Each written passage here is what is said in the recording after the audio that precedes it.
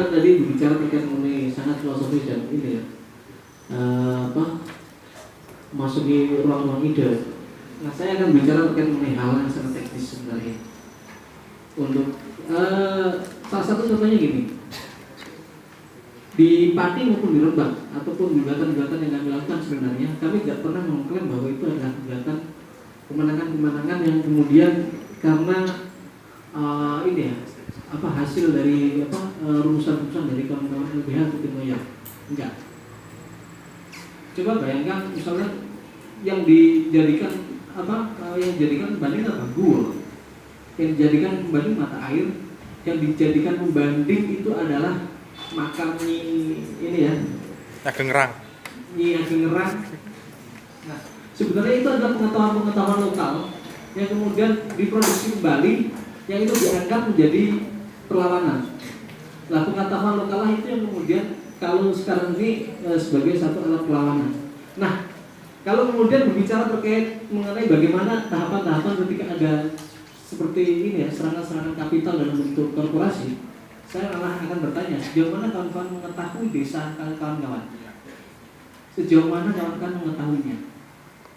Ketahui dulu nilai-nilai desa kawan-kawan desanya itu jadi dibangun oleh siapa sih? Kemudian nilai-nilai yang ada di situ coba dipetakan kembali, dianalisis kembali. Dan mumpung belum terjadi, misalkan mumpung belum terjadi, cek kemudian di ini ya, rencana tata ruang, kemudian rencana ini ya, RAPBD ya.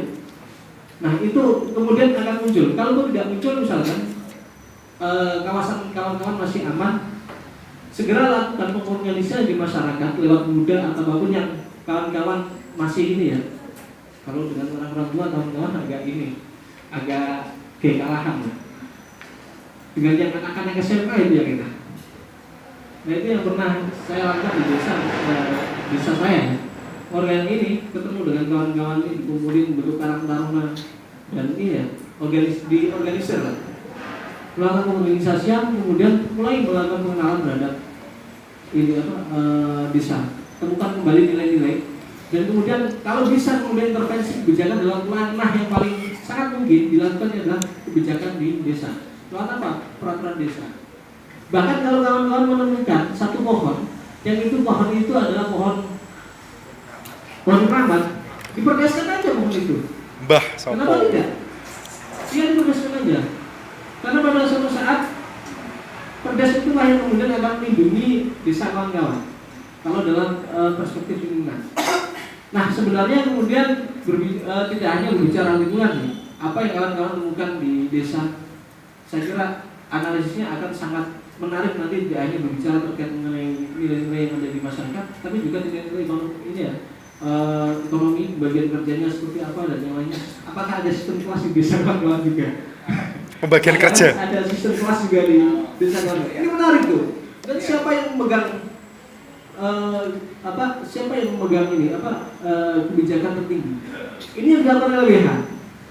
Yang untuk pertama melakukan masuk ke lapangan itu tidak apa-apain, ngopi kita. Ngopi kemudian temukan kayak kontak kalau dalam bahasa kita ya, tokoh kuncinya.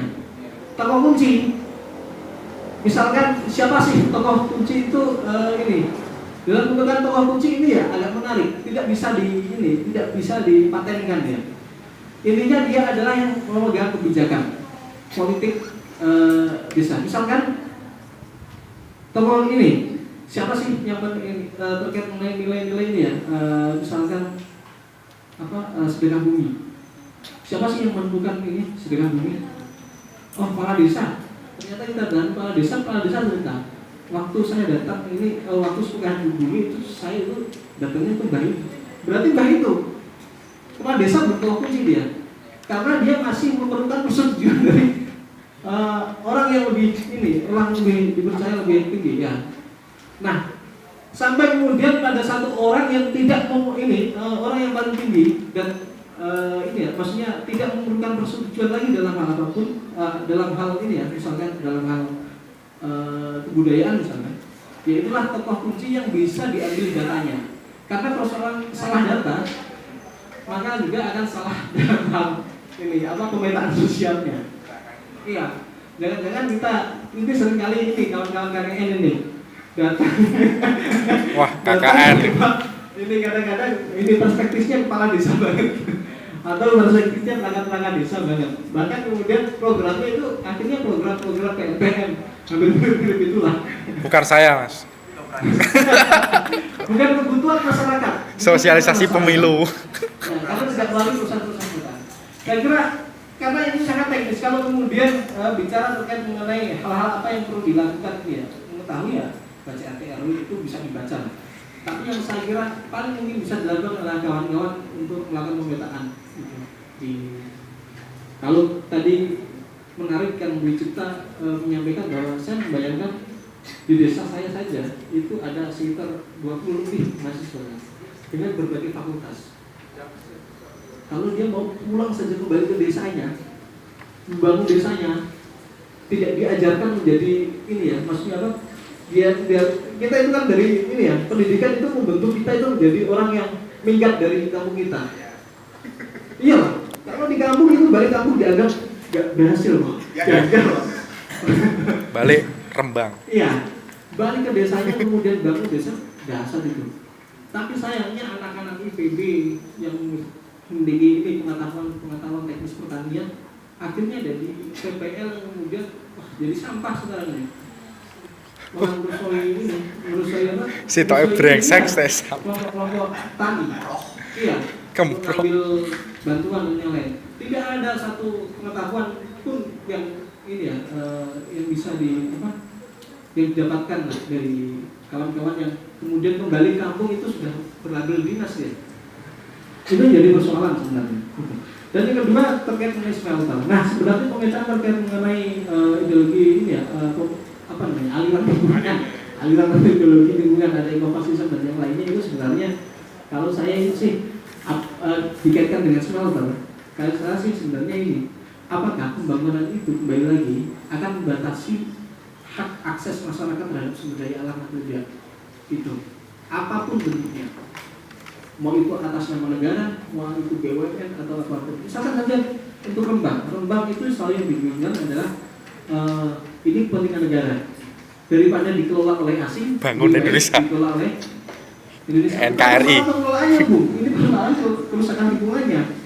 Nah, ini sebenarnya perlu dicermati itu. Jadi saya kira yang paling praktis untuk ini ya, bagaimana bisa kalau saya dalam lebih memanusiakan manusia, bagaimana wong-wong lah. Jadi menempatkan masyarakat di sekitar kita juga orang-orang kita tidak kadang kita ini pendidikan itu menjadi tirani. Nah ini jadi penting juga. Bahkan ini menjadi satu hal yang digarisbawahi di LBH dalam perkara di LBH. Bagaimana seorang itu berhasil melakukan pengorganisasian satu sebenarnya bisa dilihat apakah dia bisa diterima di masyarakat atau tidak. Itu. Apakah dia bisa hidup dengan nilai-nilai yang ada di masyarakat atau tidak. Ketika dia masih datang dengan menggunakan sepatu yang agak aneh, kemudian bicara sambil gadget ini, itu sudah membuka bikin garis. Karena pendidikan itu karena kita datang dengan pakaian yang tidak ala masa ini ya, malah mending salah jepit dan yang lain. Dan datang dengan pakaian yang agak aneh ya. Ya, secara tidak langsung menimbulkan membuat satu gap batas. Dan kalaupun apa yang diceritakan itu pun palsu. Apa yang disampaikan ke masyarakat kepada kita pun itu palsu. Maksudnya palsu itu bukan yang sesungguhnya. Karena apa? Ada batas. Ketika masyarakat sudah menceritakan sesuatu hal, seperti menceritakan persoalan itu kepada keluarganya, ya itulah berhasil. Saya kira itu. Mas.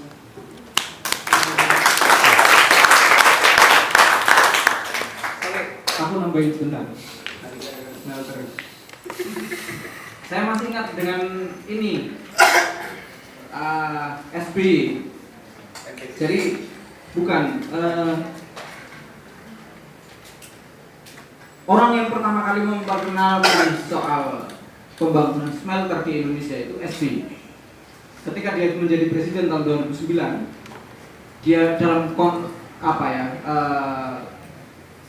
pembaruan kontrak karya dengan Freeport itu, SBY meminta pada Freeport untuk membuat smelter, dan itu sampai menjadi produk hukum SBY.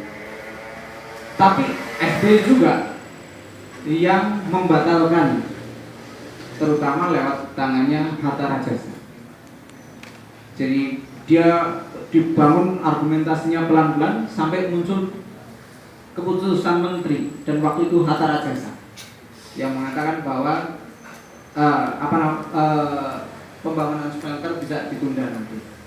Artinya wacana tentang smelter itu bukan wacana yang substansial. Bukan yang substansial. Kenapa? Kita sudah punya sejarah pengkhianatan di masa lalu. Seorang kepala negara sudah menetapkan Indonesia akan membuat smelter, kalau enggak Freeport ditendang, tapi kita sendiri juga yang membatalkannya. Tentu saja atas paksaan dari Amerika. Jadi kalau di eranya Jokowi kemudian isu itu muncul, saya menganggap aneh kalau itu kemudian ramai lagi. Harusnya itu jadi cerita basi dan kita tidak mempercayainya lagi. Tadi saya ingat satu pertanyaan dari Masnya itu yang ketika kapitalisme ditendang dari pintu, dia akan masuk lewat jendela. Saya masih ingat, saya menuliskan status itu di Facebook, dan itu dari siapa yang pelopor sejarah mazhab Anale atau total histori. Dennis Lombard. Bukan, gurunya Denny Lombard. Saya lupa namanya. Saya dulu baca buku. Ali ya. Ya. Dan dalam konteks di tempat kita memang susah. Jadi gimana? Kita perlu strategi yang sangat canggih menurutku, apalagi di era sekarang ketika kita sudah terlanjur tercengkeram betul oleh kapitalisme. Sekali lagi Cina punya resep itu. Jadi ketika di siapa yang pelopor total history itu, dia bilang ketika kapitalisme ditendang dari pintu, dia masuk lagi lewat jendela. Deng Xiaoping, dia ketika dia membuka pintu Cina terhadap modal dari luar, FDI itu, dia mengeluarkan pernyataan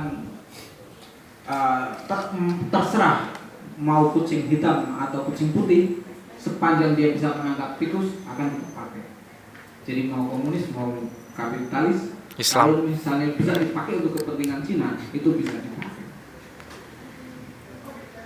Pernyataan Deng Xiaoping itu tidak dalam konteks, saya kira tidak dalam konteks dia kompromis, karena dianggap komunisme di Cina itu kalah, maka dia kemudian beralih ke kapitalisme.